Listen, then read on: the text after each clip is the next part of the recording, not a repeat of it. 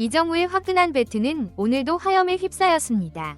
그런데 이날 진짜로 관중들을 광분시킨 것은 9회 말 누구나 홈런이라 단정했던 타구를 낚아챈 순간이었습니다.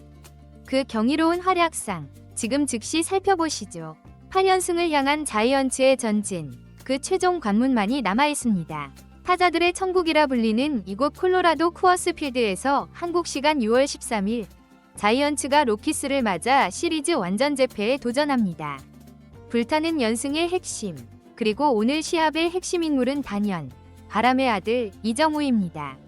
시즌 전체에 걸쳐 3번 타순에서 마무리 역할을 담당해왔던 그가 최근 연승 행진 중 감독의 특별 지시를 받아 1번 타자로 변모했습니다. 그리고 이정우는 그 신뢰에 완전히 부응했는데요. 선두 타자로 나온 직전 두 게임에서 폭발시킨 연속 3루타는 경기 전반의 리듬을 한순간에 장악하는 게임 체인저의 위상을 드러냈죠. 일반적인 타자였다면 2루에서 정지했을 타구를 신속한 발과 현명한 주로 전술로 3루까지 만들어내는 모습은 상대 수비진의 심장을 차갑게 만들기에 충분했습니다. 이제 모든 관심은 첫 번째 타석에 진입할 이정우에게로 집중됩니다. 과연 그는 오늘도 선제 공격에 성공해서 자이언츠에게 8연승이라는 소중한 선물을 제공할 수 있을까요? 마운드 위에는 우완 투수 안토니오 센자텔라가 위치했습니다. 최근 성과는 만족스럽지 않았지만 그는 오늘 시합에 전력을 다하는 듯 보였습니다. 첫 구, 단순한 95마일 직구가 아니었습니다. 포수 미트가 요구한 바깥쪽 무릎 아래 그 지점을 털끝만큼의 오차 없이 뚫는 예술적 제구였습니다. 두 번째 공 역시 동일했습니다. 유사한 코스로 재차 날아오는 빠른 구는 성급하게 방망이를 내밀기 곤란한 정말 교묘한 공이었죠. 비록 이 루수 정면으로 향하며 아웃되었지만 공의 궤도를 끝까지 확인하고 스윙을 세밀하게 조절하여 어떻게든 페어 지역 내로 공을 보내는 기술. 결과는 평범한 땅볼 아웃이었을지 모르나 그 과정은 오늘 이정우의 타격 시스템이 얼마나 정밀하게 운영되고 있는지를 증명하는 장면이었죠. 한편 센자텔라는 이 기운을 이어받아 1회를 손쉽게 마무리했고 순간적으로 쿠어스 필드의 분위기가 로키스 쪽으로 기울어지는 듯했습니다. 하지만 더그아웃으로 향하는 이정우의 얼굴은 동요가 없었습니다. 그는 이미 상대의 투구 스타일과 오늘 상태를 모두 파악한 듯합니다. 이정우는 과연 어떤 방식으로 센자텔라를 공략할까요? 2회 초, 무사 1루. 첫 타석에서 격렬한 두뇌전을 펼쳤던 이정우와 센자텔라. 두 번째 대결이 개시됩니다. 첫 구, 센자텔라는 허점을 노리는 기습적인 몸쪽 커트로 카운트를 선점합니다. 타자의 심리를 흔든 후 그가 선택한 것은 결국 첫 타석에서 효과를 봤던 바깥쪽 대결이었습니다. 다시 한번 이정우에게 평범한 타구를 유도하겠다는 전략이었죠. 포수는 바깥쪽 낮은 코스에 미트를 설정하고 센자텔라는 계획대로 체인지업을 투구했습니다. 하지만 이정우는 이미 상대 배터리의 전략을 완벽히 꿰뚫고 있었습니다. 기다리고 있었다는 듯 바깥쪽으로 빠져나가는 공을 추적해 배트 끝에 정확히 맞춥니다. 잘 맞은 타구는 센터 앞으로 예리하게 뻗어나갔고 그곳에는 2년 연속 골드글러브 수상의 영예를 아는 수비수 브랜든 도일이 대기하고 있었습니다.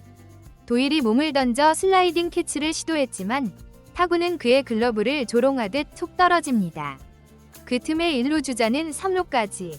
이정우는 여유있게 1루를 밟습니다. 그리고 이정우가 만들어낸 안타는 단순한 출루 그 이상의 의미를 가지죠. 곧바로 다음 타자 아다메스의 볼넷으로 연결되며 이닝 초반 대량 득점의 토대가 조성된 순간 3번 타자 라모스의 방망이가 강력하게 돌았습니다. 센터 앞에 떨어지는 적시타. 3루 주자가 홈을 밟는 동안 모든 시선은 1루에 있던 이정우에게로 향합니다.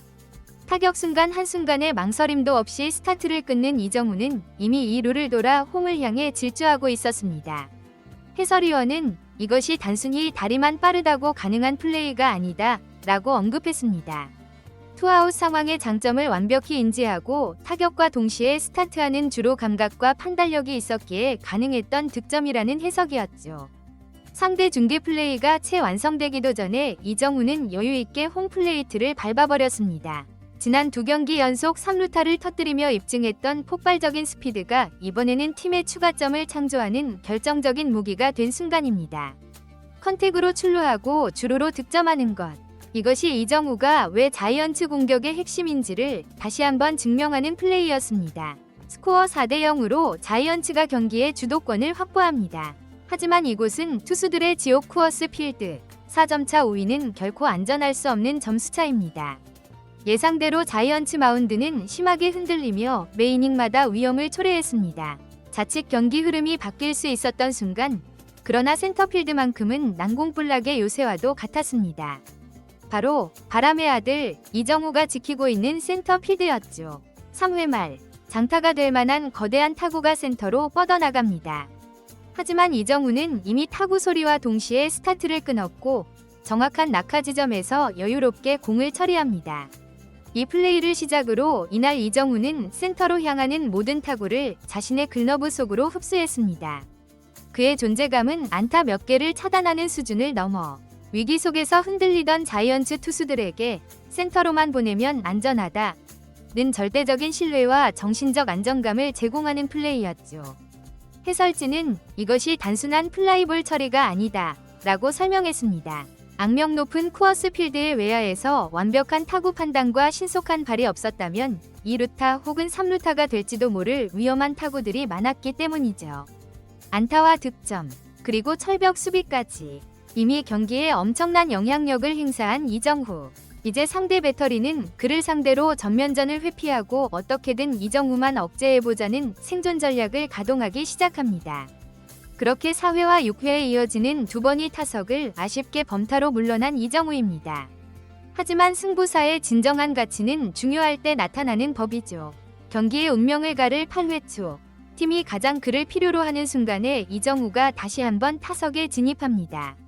마운드에는 우완 투수 후안 메이야. 그는 어떻게든 이정후를 제압하기 위해 스트라이크 존 전체를 공격합니다. 하지만 이정후는 존을 벗어난 공에는 절대 방망이를 내지 않겠다는 듯 놀라운 인내심으로 유혹구를 모두 걸러냅니다. 순식간에 볼카운트 3에서 1. 불리한 카운트에 몰린 투수가 던진 회심의 패스트볼. 그리고 몸쪽 낮은 공을 파울로 쳐내는 이정후. 이제 승부는 풀카운트. 투수와 타자의 모든 것이 걸린 한판 승부로 진입합니다. 메이아는 바깥쪽 높은 공으로 마지막 승부를 걸지만 이정후는 엄청난 집중력으로 이마저 파울로 만들어내며 투수를 압박합니다. 결국 7구째, 끈질기게 괴롭히는 이정후의 성구안 앞에 메이아가 무너지고 맙니다. 제구가 크게 흔들린 공이 포수 미트에서 한참 벗어나며 이정후가 마침내 소중한 볼넷을 획득합니다. 하지만 후속타 불발로 스코어 7대5, 여전히 2점차 우위를 유지한 채 자이언츠의 8연승을 결정지을 숙명의 9회 말 수비가 시작됩니다. 선두타자 조던 백의 방망이가 날카로운 폭음과 함께 돌았습니다. 시속 104.9마일, 발사각 40도. 누가 봐도 홈런임을 직감하는 완벽하게 받아친 타구였습니다. 데이터는 이 타구의 절망적인 궤도를 증명합니다.